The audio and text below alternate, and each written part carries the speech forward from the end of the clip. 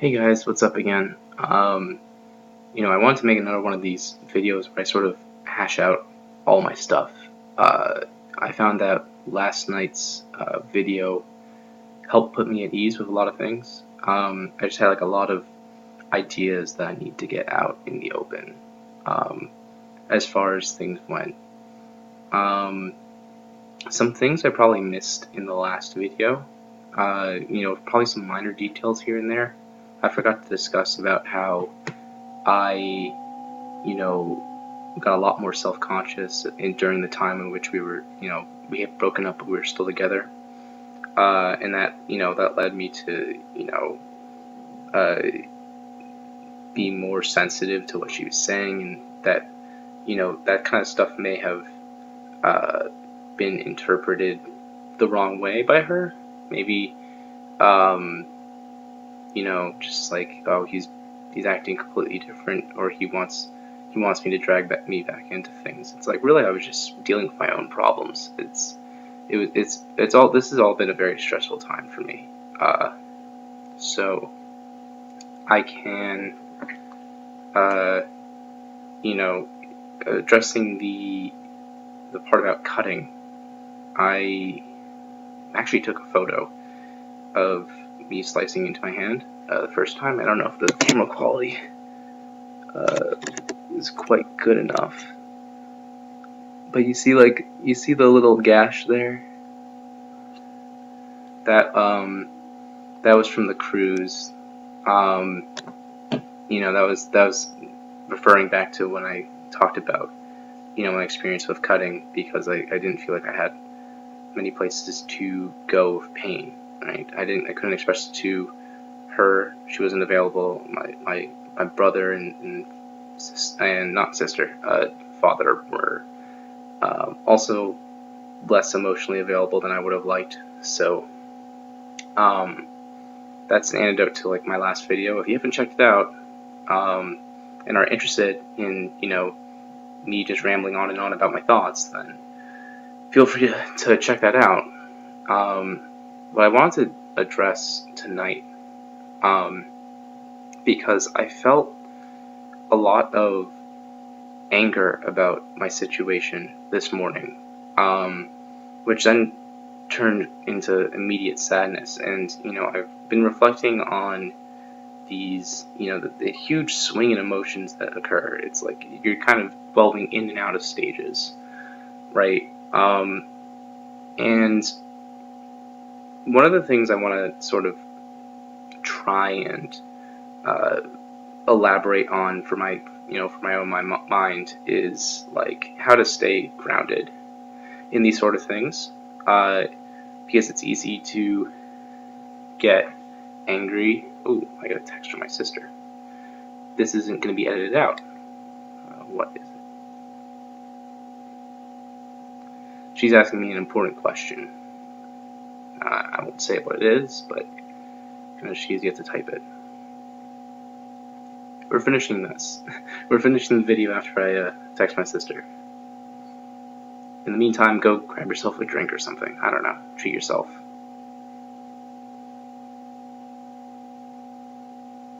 It's a long one. She's typing an essay.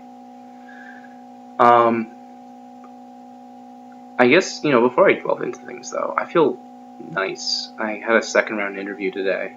I feel like in the best shape of probably I've been in like 8 years, which is nice. Going back to the gym tomorrow, and I can't wait because it's going to be fun. I always feel good after the gym nowadays. And the goal is to have a six-pack by the end of the summer. If you stop typing, maybe it's going to send.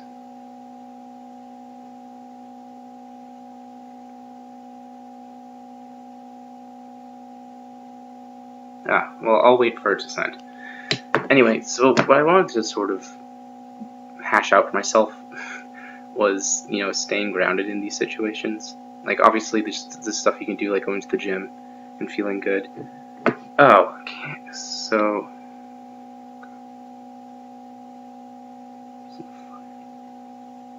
Besides the lighter in the.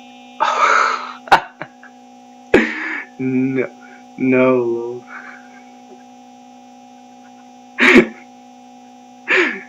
uh, okay. I'm not gonna say what this is. I'm just saying your brother isn't that cool. Oh my god. Oh, that was funny. uh,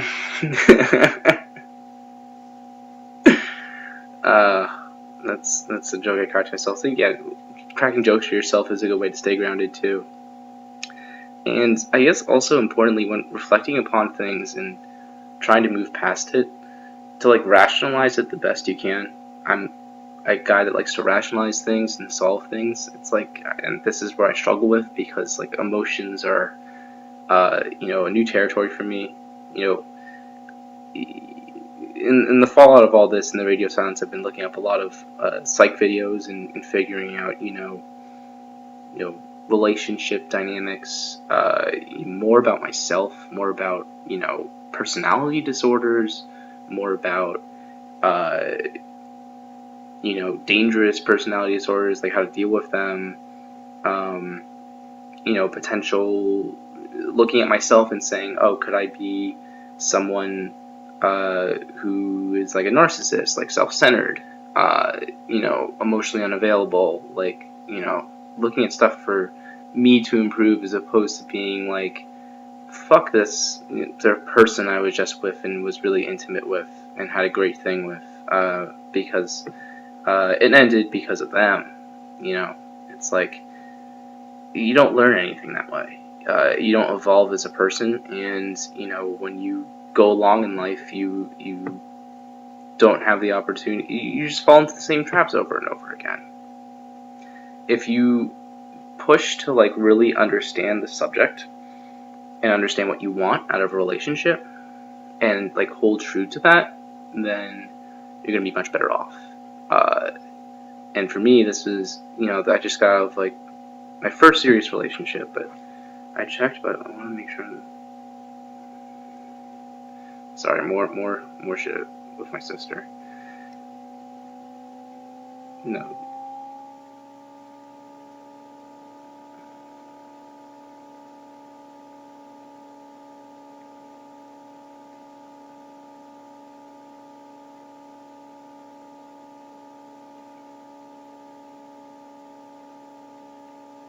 I brought it.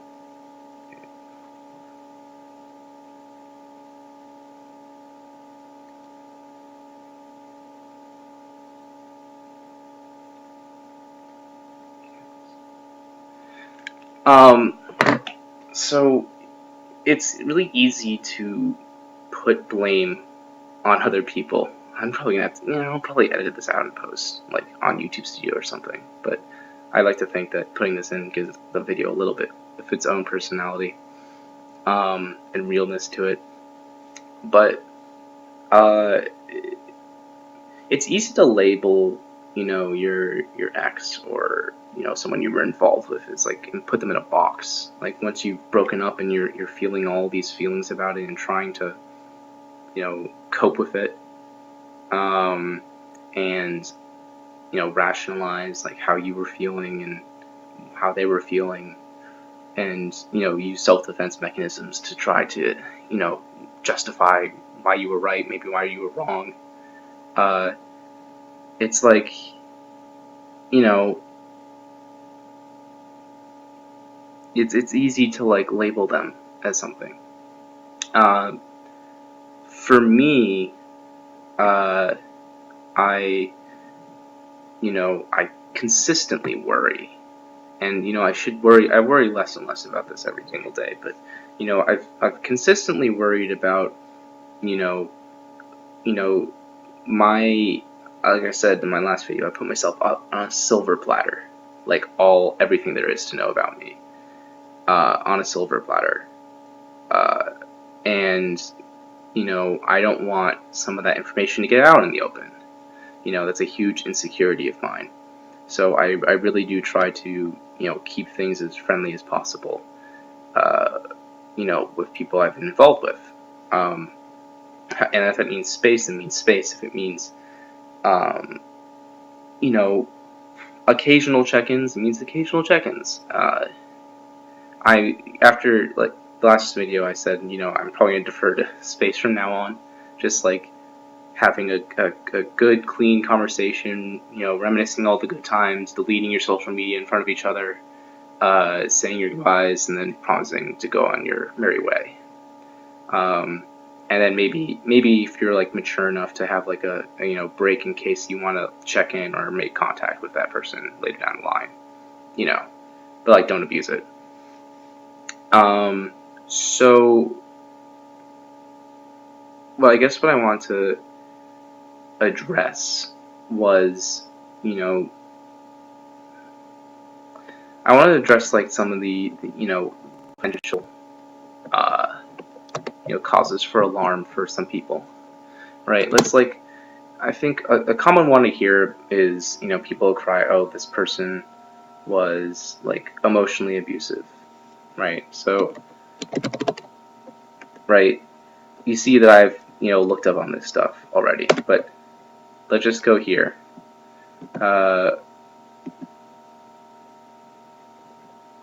Right, when is it emotional abuse? It's like, let's talk about what it's not, This article, I think, I've read through it, and I think it does a good job of putting things into perspective. Let's talk about what it's not, right?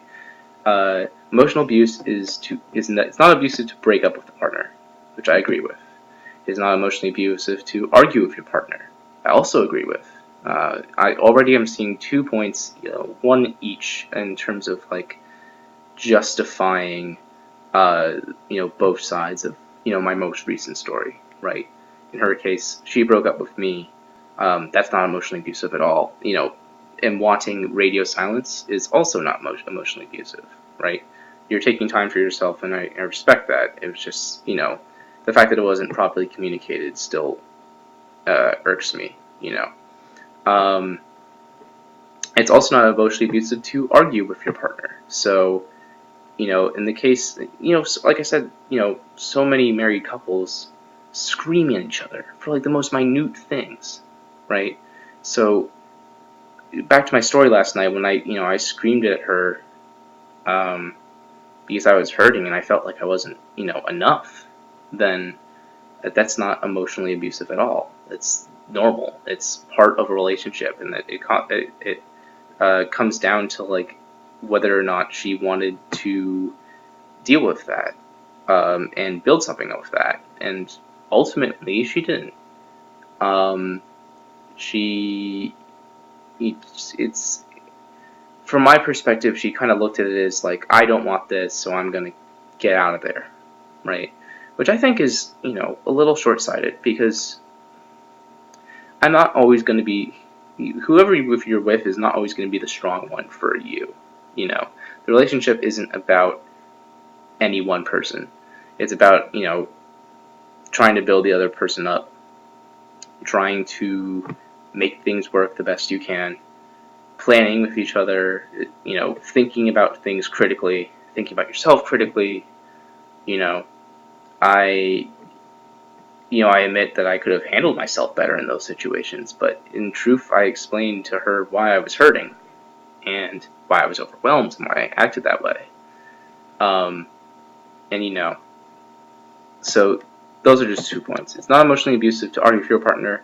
It's not emotionally abusive when someone reacts to what you have done with hurt, which is what I did. People react out of their own perceptions, so their reactions do not define your behavior. It is also not emotionally abusive to speak one's mind with blunt honesty. Big one for me. If I say something, I found myself saying things that, like, it would be, she would kind of take them with, kind of this little bit of the salt vibe, being like, like, it's like, what do you mean by this? It's like, get a little bit self-conscious about it. I'm like, oh, well, I'm trying to explain it. And if I want to be honest with myself, then, sometimes I forgo being completely honest to, preserve her feelings, which is also fine. And that's also not emotionally abusive. That is caring for the person to the point where you are willing to, sacrifice part of yourself to make them happy, right? That's part of a relationship. Perhaps the statement lacks tact but is not emotionally abusive. Again, it's just something more. Just because someone reacts to what has been said with hurt does not mean that one has been emotionally abused, right? If we post something on social media that kind of takes jabs at at each other, right?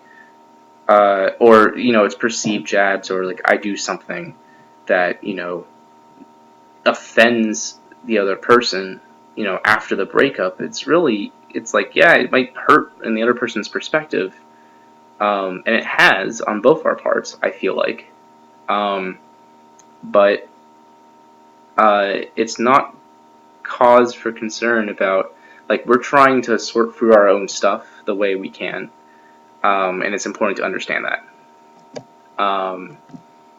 And I don't know what she is currently thinking, but I hope she understands that. That if I'm acting out of hurt, it's because I'm hurting. If I am not perfect about handling the situation, well, neither are you, and we're both human. So, not emotionally abusive to yell at your partner. It's one that gets blurry. So let's talk about it. Everyone yells sometimes. Screaming someone hysterically and emotionally verbal assault is considered to be emotionally abusive. Now, I screamed, but I was really saying, it's like, you might as well should have. Like, it was assertive. It was very, very blunt, and I was kind of asserting my opinion onto her when she was trying to say, like, trying to assure me that's not the case.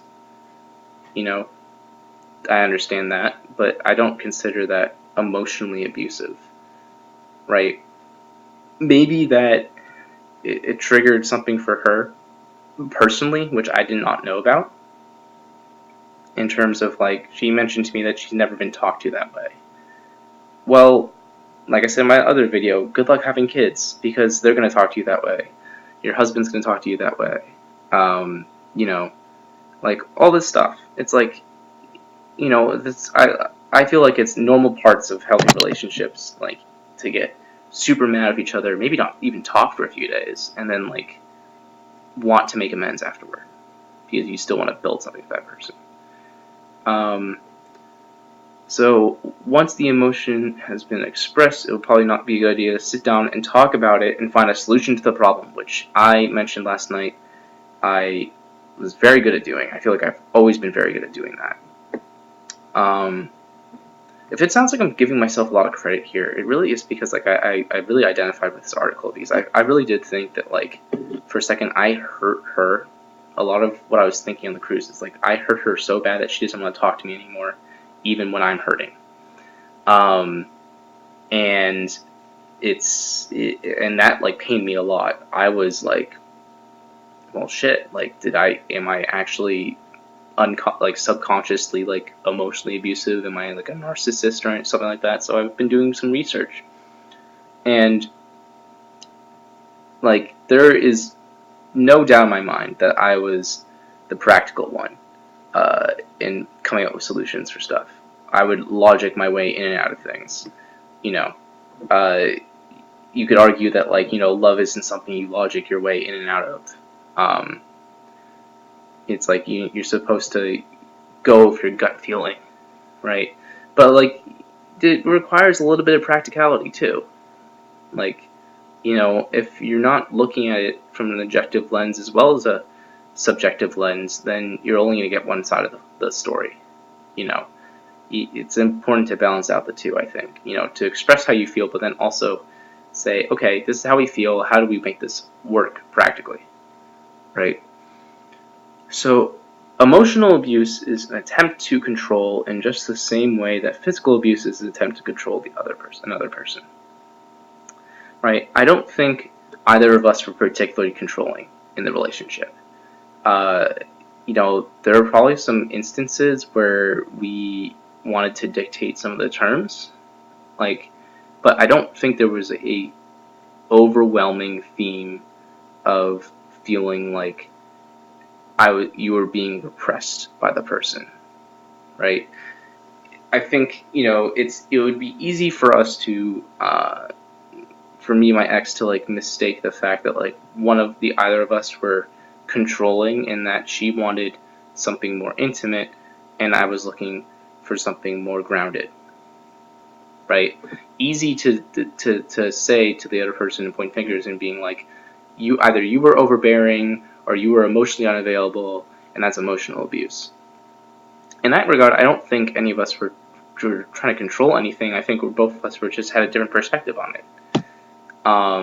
And we're trying to look after ourselves and our own self-interest, which, worked for quite a bit of time. But then it kind of came to a halt. So emotional abuse is the only difference is that emotional abuser does not use physical hitting, kicking, and punching exactly. Rather, the perpetrator abuses emotion as her weapon of choice. Commonly, the perpetrator of emotional abuse does not know that he or she is being abusive. I'm going to call this article out on being slightly sexist, because it's not always she. Not always. Although, I'm sure there's a study out there that says like men tend to be more physically abusive and women tend to be more emotionally and verbally abusive. Who knows? Maybe there's no significant correlation. Not trying to imply anything. Rather, she may be aware, again, sexism, that he or she feels insecure about whether or not her partner loves her, so he or she feels compelled to accuse him of cheating, blame him for her unhappiness, or constantly check his voice and text messages, etc. So, as far as insecurities go, like, I've had plenty of my own insecurities about stuff, right? Like I said, I was very insecure at the period after the breakup, right? Because I was still looking for a job and I didn't feel like I had ownership over my life, and I couldn't provide, her with what she wanted out of me, right? That was my own insecurity. And, I wasn't trying to blame her for everything. I certainly wasn't trying to. It's hard because, in my mind, I'm trying to sort through my own things and also keep on a good base with this person. And the two were just overwhelming. And the same goes for her too. It's kind of like she wants to be on good basis with me, but she's typically she has anxiety, as I mentioned, and I understood that about her, and that would cause her to be protective of me, which I get, so it's not, it's less about the intent of control, and I think it was more about differences in who we are.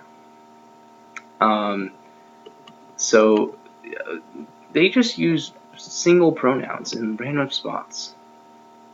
He or she may think that he or she knows best for his or her partner, or what looks correct to the outside world. So he or she is constantly trying to control his or her every move, criticizing his or her harshly when she doesn't do his or her way, or threatening his or her when he seems to go outside the lines.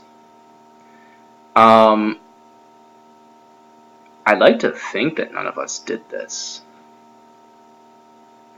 There's probably some, I'll probably try to give one example each of maybe where that could have approached this area for both of us, because it definitely did.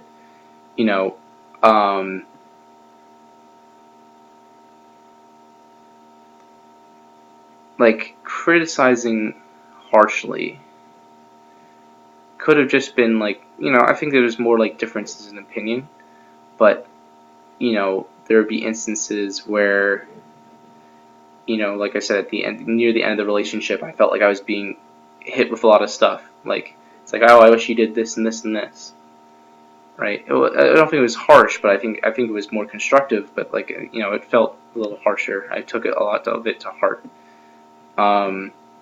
Ways in which I could have been more controlling. like, I guess, more wanting personal space. There would definitely be instances where, I felt like I had to be more assertive, and I had trouble controlling, you know, anger in times where I wanted to be more assertive. So there were definitely times where I seemed much harsher in that case. Um, but like I said, I think the underlying theme is that neither of us really wanted control. Yeah, I'm just clearing this message here. Neither of us really wanted control as much of us wanted. We wanted each of our individual slices of a pie of the relationship. You know. Um, so I don't think we really went to this extent. He may verbally attack her when she argues with him because her arguing is convincing evidence to him that he is not in control of her. He may criticize her talking, her walking, her dressing, her interactions with others, her style of living and coping, or can gain control of her. There'd be honest differences. Like, for example, um, when I talk about, it's like when she talks about like men, like attractive men, in some way. I'm like, oh, okay, yeah, I can agree with that. And then if I start talking about attractive women, then she gets uncomfortable. You know, that's evidence of, you know, her like it would be like her criticizing, ways I use to express myself. Um, in my instance, sometimes I'd give her shit for like looking at BuzzFeed articles, for example, or being like, oh, I don't like those. But those are more honest differences, I think, than they are criticisms um, about each other. It's like we're not constantly going up and being like, it's not as if we're body shaming each other. We definitely didn't do that. Our bodies were temples in our eyes. So um, I'm gonna skip past the the antidote and go straight into, I guess, the numbered parts. Constant criticism or attempts to manipulate and control, shaming or blaming, hostile sarcasm, or outright verbal assault. The use of shaming or belittling language. I think this can get blurred. It's like, you look back in a relationship and, sometimes you sarcastically joke with each other. This one can get, like, misinterpreted. Verbal abuse and name calling. I don't think we didn't really name call each other. I hope not. Withholding affection as punishment. Like I said, this one probably falls on me because not that I said I did that, but I wasn't as expressive with my affection, because I didn't feel like I needed to be. I felt like, I wanted to be both in control of myself and in control of the fact that, well, not in control of the fact that I had a relationship, but just like, I wanted to strike a healthy balance. I liked having the balance and control over, me feeling happy and not becoming, someone that I'm not meant to be. And it's like, I showed her plenty of affection, at least in my mind. It just might not be in the way that she might interpret it as. My affection comes from, changing like my texting habits. Like when she came up for sailing, I greeted her by jumping out of a tree. When she left from our sailing trip, I chased after her car and then ran up to the window and gave her a kiss. It's like I do all these things, and I started doing them more. And as it approached to a year, I was ready to really unleash. My whole thing was like, once it gets to a year, it will feel like it's been like a serious relationship. It will have outlasted college, and I was really waiting for it to get to that point before unleashing everything, because I felt like, oh well, not many relationships last outside of college. So if I withheld myself, it was more just like, reservation. I didn't want to jump into anything too quickly. I did of course, love her as much as I possibly could have, but I wasn't ready to, you know, once I'm more secure with like the fact that like we're outlasting, all the seasons, all a bunch of challenges thrown at us, then I'm more open to being, more playful and, you know, really, really starting to pour my heart out, right? It's like, because the last time I started pouring my heart out, and this is also, there's two things to that, right? There's last time I poured my heart out, I did it too early, and that really hurt me for a while. Um, and I think she understood that, is that like I was coming from places of hurt, um, and was not usually very vulnerable around many people at all. Something I'm still working on, so maybe withholding affection won't be something as much in the future, at least down the line. But I also believe in everything works well in moderation.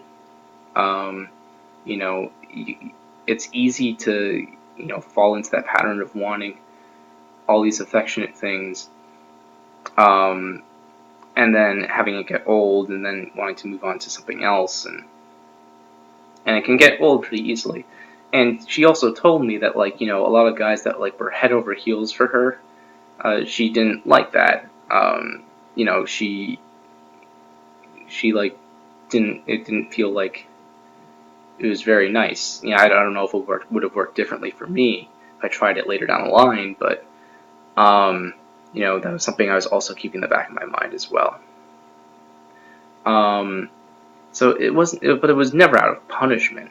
It was never out of punishment. It was just all self-preservation, and making sure that I was grounded. That's like I said. It's like I want a relationship where both of us are grounded. Wanted rather. Refusal to accept her part in the dynamic. This, we were both very respectful of compromising during the relationship. And, it wasn't that I was outright refusing it. Like I said, I was confused and overwhelmed at the time when we broke up, right? I wasn't refusing to change. I did want to change, but I was like, like a lot of this seems confusing to me. It seems less like you're excited for something and more like you need to change this about you, otherwise I'm leaving you, and that kind of stressed me out. And it was a lot for me to process that day. It wasn't like, and there were plenty of times where it's like, if she was wanting to do something, or like we went to see like Phantom of the Opera, like there was talk of like maybe I could have been more engaged and interested with activities, but I went to see like plenty of musicals with her. I did erking, trying to get into rowing. You know, reading up on some of her poetry, some of her works on the Tab and the Odyssey. Maybe that's too much information, but yeah, she like writes articles for news outlets, and reading up on those, and read up on her slam poems. Obviously, it's like if you want to go into like that topic, I think I discussed it a little bit in the other video. Punishment and threats of punishment. I don't think we punished each other. We were very bad about that. If we didn't get our way, then we'd be very bad about like withholding punishment, because it's usually something we both wanted, right? Refusal to accept her part in the. Yeah, I already went over that. Mind games such as gaslighting, when it comes down to accepting personal responsibility for his or her happiness. Gaslighting, I don't think, really made it into our relationship. For those who do not know, it is basically manipulating the other person into creating a reality for them that isn't exactly true, but it's basically manipulating them to believe something on your own accord. Uh, I like to think that that didn't make it into a relationship. Maybe it did at some points. Maybe she was withholding stuff from me. Maybe I was withholding stuff from her. That's harder to see for me. Um, I'm trying to think of like potential examples of where I could have gaslit her in any way. Like I thought I was pretty on it. Like whenever I was like not available, I thought I was pretty honest about what I was. Uh, leaving her on read. There was genuine accidents. Um, I thought like I was honest, so I wasn't trying to create this reality that I didn't like her or something. Um, Refusing to communicate at all. I don't know. I mean, I improved my texting skills tenfold because of this, and she definitely didn't want to refuse to communicate until the end. But that was for her own sake, right? Granted, she could have gone along with me when I wanted space for a month after she broke up with me. Um, but that's outside of the relationship, and that's not really part of the abuse. That's more like thinking or taking it like a rational step about it. Isolating him or her from supportive friends and family. Um, I don't. Yeah, I don't. This one's a weird one for me because there are instances where like she loved my family dynamic. And sometimes I think she would just get a little jealous of it because her family dynamic throughout this past year had its ups and downs, uh, for a good reason. And sometimes she gets sad about it, maybe project a little bit, mostly discuss how she felt in a healthy way.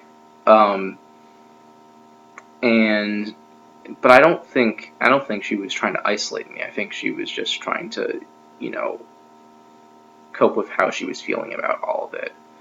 Um, I don't think she really isolated me from anyone that I didn't already like.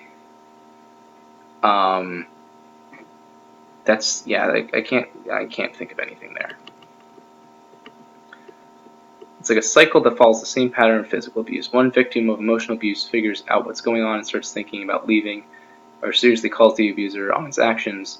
The abuser will suddenly become very apologetic and romantic, trying to woo her back into a tenfold. Okay, so this is, I think, where things went awry.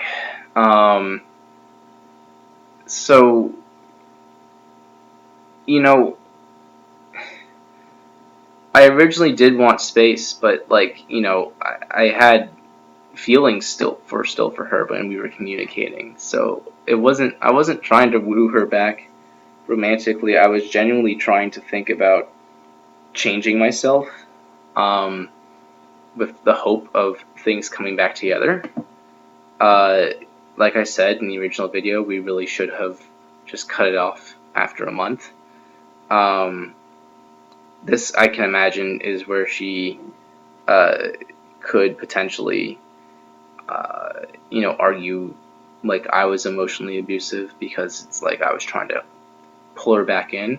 But same goes for her. It's like she was the one that first texted me and not allowing me my moments of space, right? And then saying how she was really lonely.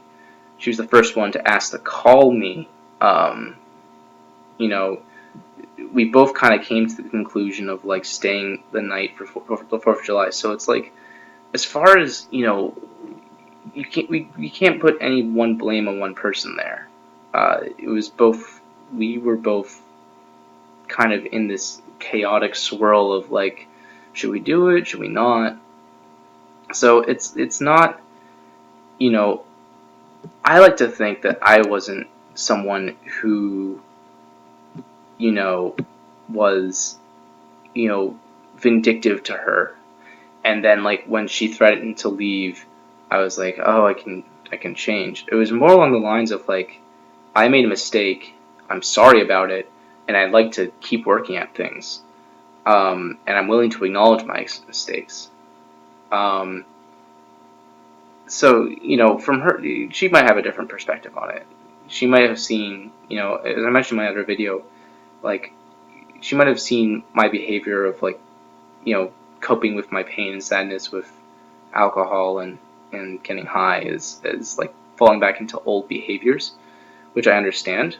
But I also mentioned in that video that I gave myself a lot of credit, because a lot of worse things could have been said, a lot of worse things could have been done. I had, for the most part, the situation under control. So that's more of a gray area. I can definitely see where the perspective would come from. If she does feel this way, I have no idea if she thinks that I was emotionally abusive. I could make, you know, some of the same arguments for her. You know, like I said, you know, the controlling aspect of the relationship was like a huge one. Like I mentioned, she, you know, checked up on me on my location when I shared my location with her about going to CVS. Like that one was a little weird. But I accepted it because I also knew that she was anxious, right? So it's like, if you, it's easy to get caught up in something like emotional abuse, I think, because like when you look back on your relationship and try to, like I said, try to use your defense mechanisms to justify things, it gets really easy to label the person as like, oh my god, like this person emotionally abused me because they didn't give me this, or they did this and I'm interpreting it as this. And back to the main theme of the video, I'm trying to, you know, think about this. In order to move forward with the relationship is to not have any, you know, anger towards it. It's like, you can't, this is the first person I've really truly loved, and as far as, you know, having bad feelings toward her, I don't. There were things that I thought she could have done differently. I thought, you know, there were things that were, you know, off-putting at points. There were things that, you know, I personally didn't like, but I don't hate the person, right? Because, you know, we still built something, and it was great while it lasted. It's important to, like, not hate the person, because, like I said, otherwise you don't learn anything about yourself. You just put kind of all the blame in a box here and be like, I did nothing wrong, and I should look for what I want, right? But no one knows what they want. No one knows what they want at any point in life. I still don't know what I want about anything. I mean, I'm still job searching. And as unattractive as that might seem for someone my age, I personally think that it is a good learning and growing opportunity. Not to say that I don't want to be job searching for like another fucking several years of my life. That would be terrible. But it keeps me open. You know, I don't have a set path yet, and once I do, I'll be hopefully on the right path, and hopefully to something better. You know, because that's the only thing you can hope for. So yeah, it's interesting. I discussed, from my perspective, how, you know, I felt betrayed by her wanting to, by her not being responsive to me, like, fucking, uh, me asking for help. And like I mentioned that, and I said, like, you know, this, it's all like unforgivable on her part. I don't understand. It's like, you could also look at it as her being like, oh, she's still hurting and she might think this differently, right? So like, the part of it for me is trying to keep that part grounded and not trying to be angry and sad over it, because once you get those ways, it becomes unproductive for doing stuff that you want to do. likewise, if she thinks I was emotionally abusive, then that would suck. And I'd be sorry that I made her feel that way. But I also encourage her to, look at things a little bit more objectively and say, okay, was I really emotionally abused? Was I really controlled, manipulated? Or was there just honest disagreements? And then think about that, and then go back to that question and reevaluate it a bit. There was a long period of time on the cruise where I thought, that the radio silence was like a sign of narcissistic behavior, where the narcissist drops you at an inopportune moment, right? If you look up NPD, you know what I'm talking about. And I thought, oh God, like, is she a narcissist? Like, she had grandiose ideas about our relationship and all this stuff. And in reality, it was just like, that was her getting excited about it. And her idea of the breakup might just be like, oh, I should have just ended things sooner. I'm going to cut it off now because we need to develop to a place where we're out of this dynamic because it's not healthy for either of us. To which I agree with that, and that should have been done sooner. I can dwell on what she thinks all day, all night. But what I'm going to remember from this is that there's two sides to the story, and I'm going to try to keep that in mind. Because the less anger I express to this poor girl, the better positive energy I'm putting out to the world. It's like I don't think she's a bad person. I don't think, there's a lot of things that I have yet to forgive myself and for her for. Like I mentioned last night. Like, it caused me a lot of hurt. But, also to add on to that, a lot of things get lost in translation. So, I sat down, like, earlier tonight thinking, like, okay, why would she think this way?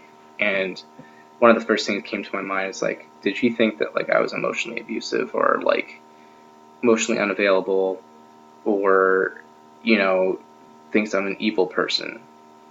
Because that's what originally I thought. I thought, like, I did something that upset her so much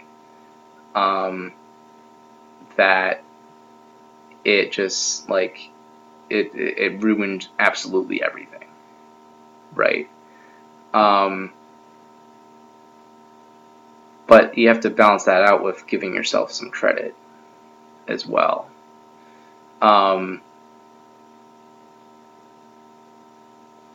Yeah, so what I hope happens on her end is that she looks at things with an objective lens. I can go on and say how I'm a little bit better at doing that, just from a left brain perspective. But I also know that she is super into mental health and can be pretty objective when she wants to be. So maybe it takes time. Maybe she just has to go through all the motions.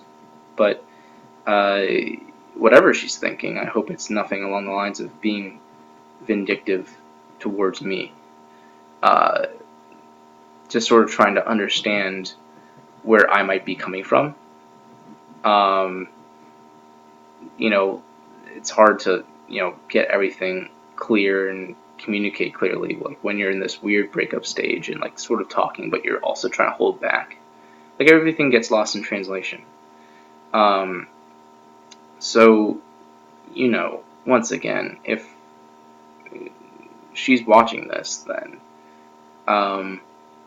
because now I'm posting these on Twitter, so maybe she will, stumble across this. she does, just tell me to take down the videos if you don't like them. If you want to discuss some of the stuff with me, I'm totally open to it. And yeah, I I hope there aren't any hard feelings. Maybe there are. Maybe it's all just too raw right now. But we will see in time. But my hope is always to keep things positive, and to make sure that she's getting the space she needs, and I'm getting the space that I need. But the last thing I want is for us to I think this was an important part of both of our lives, and I don't want it to go to waste either. So I'm going to be probably continuing with this whole video series because it's helped me kind of clear my head of thoughts, get it out in the open somewhere. Talking to myself, at least I don't have to worry about what my parents think, or what other people might think. I can talk to myself and sort of clear my conscience and be free with my thoughts and be free flowing. And if I offend people with that free flow, then that's fine. It's not meant to offend anyone, obviously, but it is specifically so I can get off stuff that's on my chest. So with that in mind, I hope you guys enjoy that kind of content. Maybe I'll give you some backstory to why my sister was so mad. She wasn't mad, actually. She was checking. She found a lighter in the car, and they were checking cars for safety. And she texted me being I wanted to make sure there was nothing else that could get me in trouble in the car. And I was like, no, your brother's not that cool. And he's like, yeah, I was just checking. And I was like, no, there's anything in there. Making more high jokes. I don't smoke that much weed. Maybe I should more because I'd relax more that way. But apparently it's immature outside of college. Don't know.